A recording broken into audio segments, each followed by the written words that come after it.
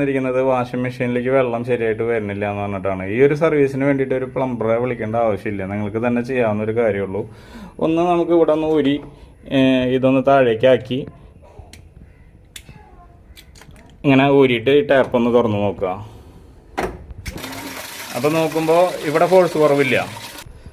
പിന്നെ നമ്മൾ നോക്കേണ്ടത് ഇതിൻ്റെ ഈ ഭാഗത്തുള്ള ഈ ഒരു ഇതൊന്ന് ഊരാം. ഇതിങ്ങനെ ഊരിയെടുക്കാനായിട്ട് പറ്റും. നമ്മൾ കൈ കൊണ്ട് തിരിച്ച് നമ്മൾ ഊരിയെടുക്കുക. അതിന് ടെഫ്ലോണൊന്നും അടിക്കേണ്ട കാര്യമില്ല ഇത് ചെയ്യാനായിട്ട്.